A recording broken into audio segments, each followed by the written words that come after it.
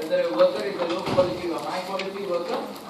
But firms know that there are as many low quality workers as there are high quality workers. In other words, the probability that if you pick a worker at random, his productivity will be equal to mu L is equal to half.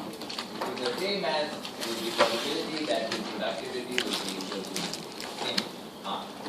Now notice this is a general characteristic of all asymmetric information problems.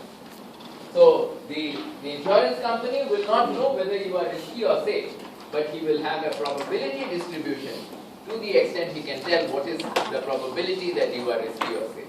The employer cannot tell whether you are high productive or low productive, but he will always have a probability distribution.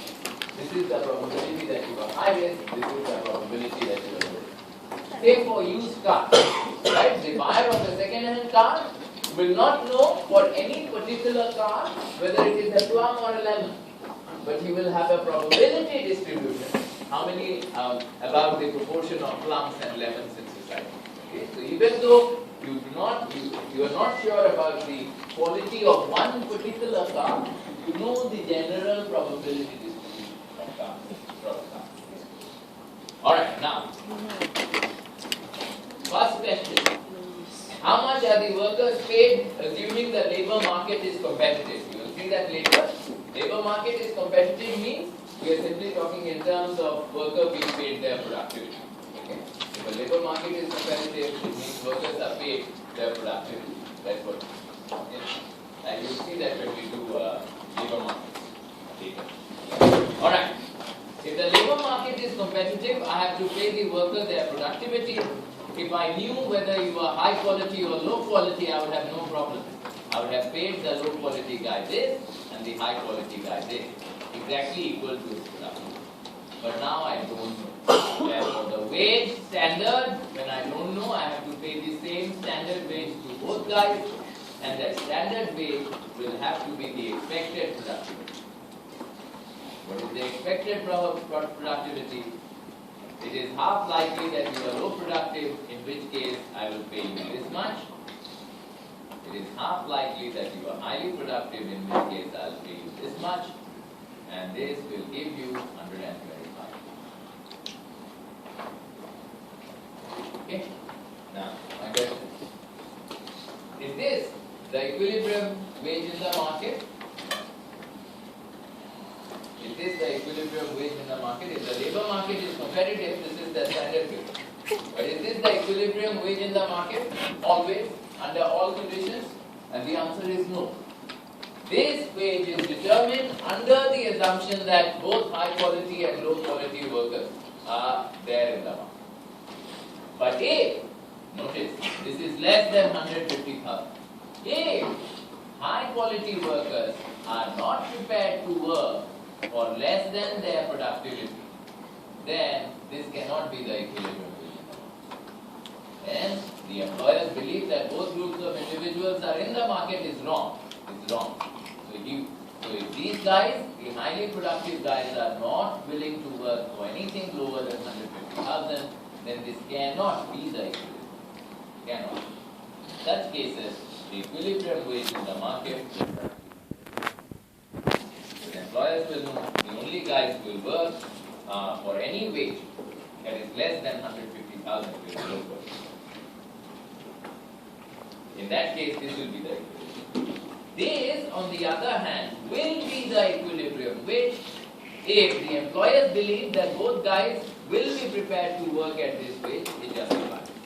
Okay, that means if high productive guys, because they need to buy money for it, they need to buy whiskey and cigarettes, if they are willing to work for lower, never mind, I am not very happy that I am not getting paid my productivity, but got no choice. Therefore, I must accept it. If they are prepared to work for this wage, then this will be the again, the same idea with insurance. If there is no adverse selection, then this will remain the standard wage will be the On the other hand, if there is adverse selection, the standard wage cannot be the So, and now, if the question in the context of employment, because you know that, even though I am highly productive, right? Even though I am highly productive, if I don't work at this way, what do I do, man? What do I do? Right? I need to take a break and have a cigarette. Who will give me pay for my cigarette? So normally we will assume, unless you are asked to assume otherwise, unless the question states otherwise, you will assume that high productive guys are willing to work below their productivity. You will make that assumption. Okay? Unless I tell you that no, high productive guys will not work for anything lower than their productivity, you always say there is no equilibrium. So this will be the equilibrium. My question, I am not told to make that assumption. Therefore, I will assume that high productive guys will be willing to work for lower than their productivity. Therefore, no adverse selection. Therefore, this is right. Okay, part B of the question. Now, because firms cannot distinguish whether workers are high quality or low quality, they decide to follow the following trick, decide to adopt the following trick. They offer a course in managerial economics during office hours. Okay? Now, they know that low quality workers, their cost of taking up the course in managerial economics is a whopping $200,000. Very costly. Okay, there is psychological trauma, muscle assignment, cannot hang around, do nothing, right? This is 200. But the cost to the highly productive guy of taking the course in managerial economics is only 50,000. The question is only 50,000. These workers, regardless of whether you are high or low quality, I am told remain at the firm for 3 years. Okay, this is the expected tenure of the job. 3 years is the expected tenure. Now, question is establish that there is a separating equilibrium. First, you must be able to identify what the question is trying to answer. Here, I am offering you the chance of taking a managerial economics course. I can't force you to take it. I am offering you the chance to take it. Why am I doing it? So that you can signal to me whether you are highly productive or not. You can use the fact that I am doing the course as a signal to the employer. That's what it's going on. Taking up the course as taking up the managerial economics course can be used by highly productive guys to signal their inherently higher productivity. The fact that they are highly productive, the course has got nothing to do. But it can be used by the highly productive guy to tell the employer, hey man, I am highly productive. Okay, that works. Alright. So if I want to establish that there is a separating equilibrium, what sort of separating equilibrium do we expect? We expect that these fellas, highly productive guys, will enroll in the course, low productive guys will not enroll in the course. That's the separating equilibrium we expect. Okay. So, in order to determine whether it exists or not, I have to start by assuming that it exists. Remember, any signaling or screening problem, your first step is to assume that the separating equilibrium exists. Then ask yourself, under what conditions will this assumption be justified? Then check whether the assumption is justified. So start by assuming that a separating equilibrium exists. And I will explain to you why in a bit. Suppose separating equilibrium exists, I know that the payoff to the high quality worker of taking a managerial economics course must be greater than the payoff to the high quality workers of not taking managerial. And the payoff to the low quality of workers of not taking the managerial economics course must be higher than the payoff to the low quality workers of taking the managerial. If there is a separating equilibrium, then these two conditions must be. These two conditions must be. Now let me expand this. Okay. What is the payoff to the high quality workers of taking this course? What is the point of taking this course? Notice, it is because managerial economics is being used as a signal. In which case, if there is a, this is why it is important, if there is a separating equilibrium, the employer will use the wage schedule like this. He will base his wage decision on this signal, WME, not on your productivity. I cannot observe your productivity. I can only observe whether you give me the signal or you don't give me the signal. Therefore, my wage schedule will be based on this signal. WME means that I will identify you as a highly productive guy, 150,000. W no ME, this is my payment schedule, is equal to, I will identify you as a low productive guy, 100,000. Now notice something. Could I have written these values down if I had not assumed separating equilibrium? If I hadn't made this assumption, if I hadn't said that there is a separating equilibrium, could I have written down these values? I cannot. These wages can only be paid if there is a separating equilibrium. Okay? If there is no separating equilibrium, then I will make a loss by paying. If this is not a signal, if this signal cannot produce a separating equilibrium, I cannot say that the wage I will pay if you have a managerial economics cost is 100. I cannot write it. I start by assuming, let there be a separating equilibrium. If there is a separating equilibrium, the wage schedule used by the employer will be this. To sustain the separating equilibrium, this must be greater than this must be greater. And let me see whether it's greater or not. Okay. So now, the payoff to the high productive guys of this is, how much will I get? Now, if I have this signal, employer will identify me correctly as a highly productive guy. He will pay me 150,000.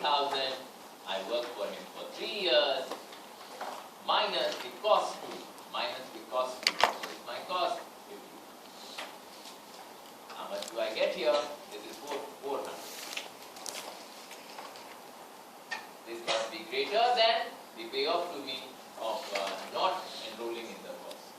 If I don't enroll in the course, the employer is paying me based on this. If there is a separating equilibrium, then he will falsely identify me as someone who is low productive.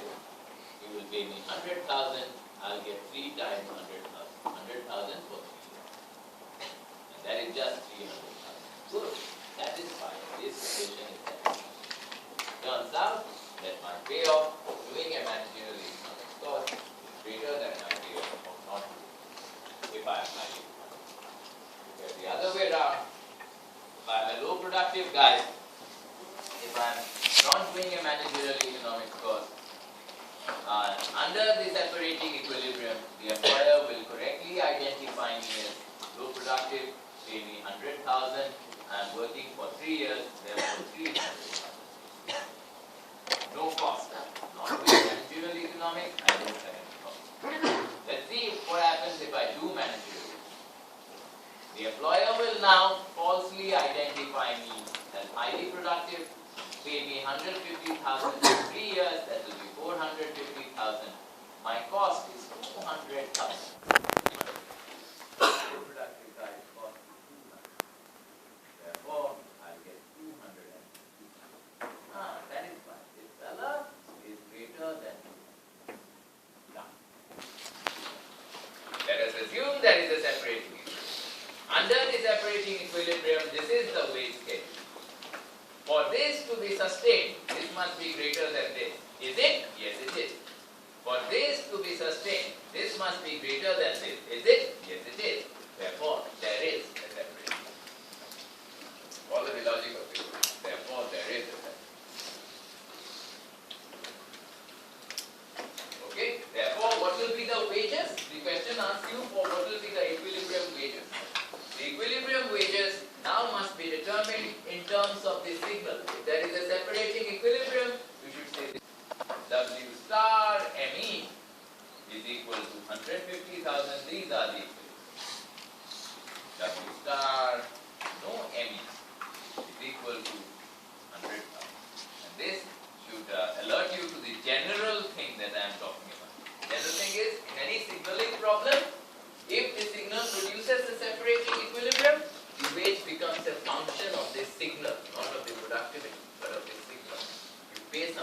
according to whether he is sending out the signal or not.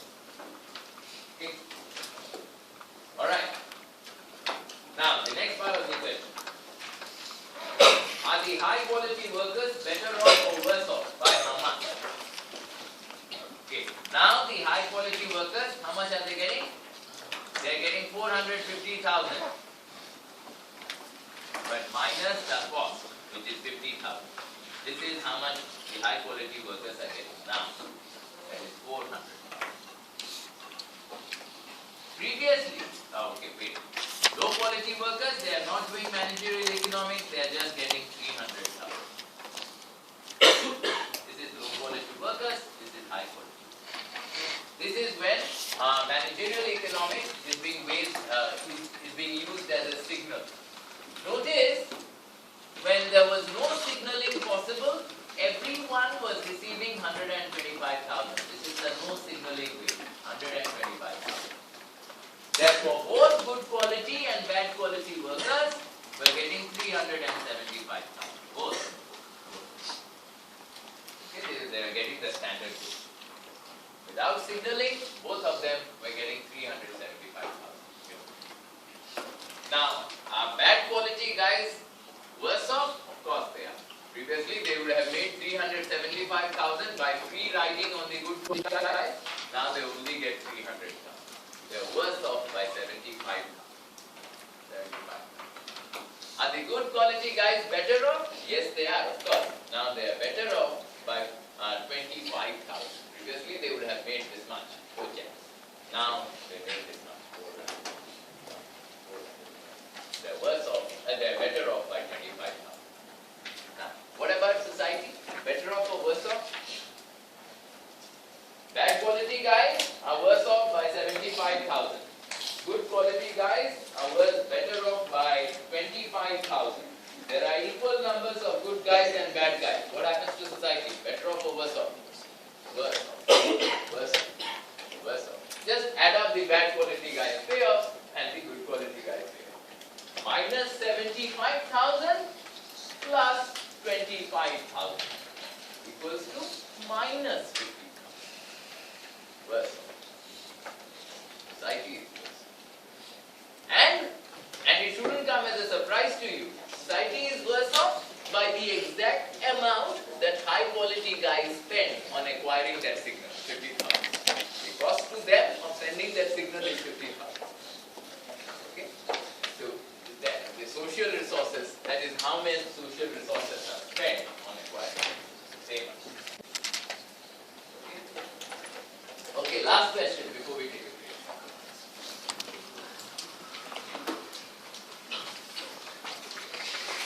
Last question is 2012.